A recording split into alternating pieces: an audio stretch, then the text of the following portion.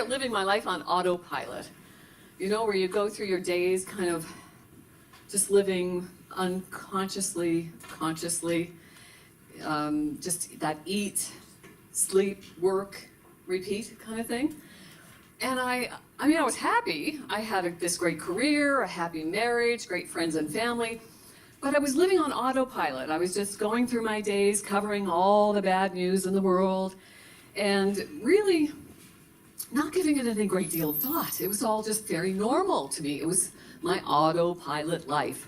Work, eat, sleep, repeat. And then something happened to me in 1998 that put me on a different path. I happened to be visiting my sister in Peggy's Cove, and that's where I come from. Woohoo! Yes, it was a holiday, or I thought, at least. And of course, during those days, I used to start my day watching CNN. And when I got up at 4 o'clock in the morning and turned on CNN, constantly negative news, lo and behold, this tragedy was unfolding before my eyes, and it was happening just a few miles up the hill. The Swiss Air jet had left New York on its way to Switzerland, and it crashed 10 miles away from Peggy's Cove. So I called my network in Toronto, and I said, I'm here. They said, get there. So I was the first Toronto reporter on the scene of the Peggy's Cove Swiss Air crash. And it was a media frenzy unlike anything I had ever experienced in my reporting career before. It was unbelievable. I had arrived at what I remembered being one of the most serene, picturesque, beautiful places on earth, and it was overtaken by hundreds of emergency personnel, flashing lights, and satellite trucks from global media all over the world were there, and it was like walking onto a movie set. That's what I felt like I was doing. Now remember, it was 1998, so I was filing all my reports from a telephone booth. And because, you know, at that time, cell phones were just making their appearance, and you may ever remember, they were about that size, very heavy, and very expensive. Excuse me. So I covered the carnage and despair for a couple of days. But something was happening to me. Maybe it's because I was from that part of the country, but it was just such a devastating time. And there was something that was happening over these dozens of interviews, is that there was a resounding collective voice. And everybody was saying the same thing. They said, we cannot let these people travel overseas to collect what little remains of their loved ones, arriving to a bleak, empty hotel room. We need to collectively come together and meet these people at the airport and bring them to our homes. Because my brother-in-law's got a house with 2 free bedrooms, my sister's got a house with an extra bedroom, my cousin's got a bed and breakfast he's willing to open up, and all of these people collectively just wanted to reach out and help these people. And I thought, wow, that is a heartwarming story. I'm going to make that my story. On day 3, I made that my story, and I remember it like it was yesterday, and it was 1998, and I was standing in a telephone booth in downtown Halifax, and I filed my first report about what collectively the Haligonians were doing to greet these people with love in their hearts and homes. And I had just finished my report, and my news director came on the line. The producer said, oh, hold on. She wants to talk to you. And the news director came on the line, and she said, WTF, before WTF was even an acronym. So you get the idea, right?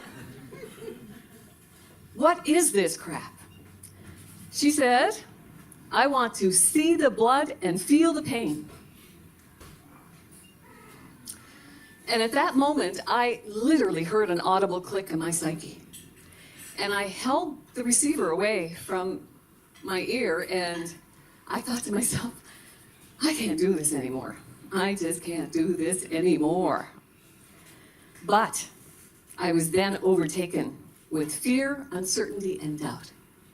What the hell will I do if I don't do this? This is all I know. This is all I'm trained to do. If I don't do this, who will I be? Who am I? I don't know. I can't do anything else but this.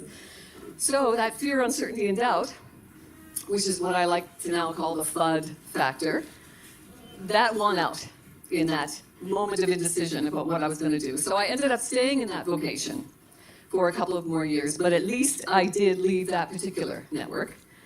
And then a couple of years later, I found myself landing in what I thought was my dream job. I became a news director at a heritage radio station in small town Ontario, and I thought, wow, it's close to home. The pay is livable, good vacation, benefits, and I might have some autonomy over what we're actually broadcasting, because after all, the motto of the station is, where local news comes first. Yay! I thought I had landed in my dream job. And then in 2002, you know, remember what happened in 2002? Then American President George Bush declared an illegal war on Iraq. And while CNN was broadcasting shock and awe, I had led my morning newscast with an interview I had done with the director of the local Red Cross about what we Canadians were doing on a humanitarian level to help all the innocent victims who were being bombed under the guise of looking for weapons of mass destruction. And of course, after my 6 o'clock news, my boss called me and he said, "Where is our war coverage?" I said, wow, there's all kinds of it on every other global network in the world. And I said, I am not walking down that path of perpetuating American propaganda. I will not do it. I have drawn my line in the sand, not doing it. I said, if you want me to go on air and say that George Bush should be charged with treason and put in Guantanamo Bay, hey, I'm there for you. But I'm not perpetuating the bullshit anymore. I'm not going to do it. And he said, well, you better find another job. And I said, oh, believe me, that search is well underway. So then, you know, what do I do? Something that's defined me for that long. Then a few years later, my husband and I had an opportunity to go to Majorca, Spain. And I was teaching professionals how to speak English as a second language to perfect their professional English. And after a couple of years of living in Majorca, Spain, my husband and I started to realize something. You know, life is pretty good. We're feeling pretty good, like physically, mentally. Things are really good. And I think it's a direct correlation that we can't hear the messages, all the negative messages from mainstream media that keep telling us we're never good enough until we go out and buy something or take something to feel better. And I said, well, by virtue of not being able to understand the language at that point. So I thought, I think there's something to this. I'm going to explore this further. And then I was having coffee with some friends, and I said, you know what, if there's ever a good news station, I would be the first one there. And I was walking home from that coffee date, and I thought, we're living in an economy, a digital era now, where I can just start a YouTube channel. I can start a podcast. I can broadcast to the world about what's really going on with mainstream media, that it's an agenda to perpetuate the FUD factor, fear, uncertainty, and doubt. There's all kinds of good people in the world doing good things. There's all kinds of good news in the world. I know because I covered it for 22 years. But we don't hear about it because it doesn't sell. People want to see the blood and feel the pain. The adage of my vocation at that time was, if it bleeds, it leads. And I lived that for 22 years, I'm embarrassed to say now.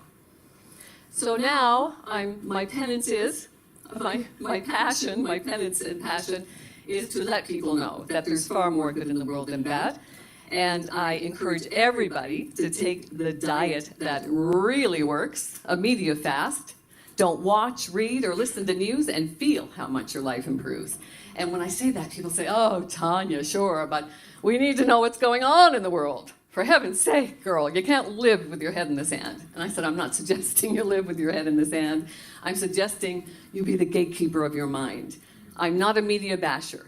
Media is great. It's part of our life. We need media in our lives. But we need to be the gatekeeper. We need to decide what we're absorbing into our mind. Treat it like a garden and plant just good seeds. So, my wish for you is to always laugh often, love always, be mindful of what you're absorbing into your mind, take that diet that really works, and stay positive. I am your perpetually positive pal, Tanya MacIntyre, your mindfulness mentor. Remember, take the diet that really works. Ready? Don't watch, read, or listen to news and feel how much your life improves. Yay!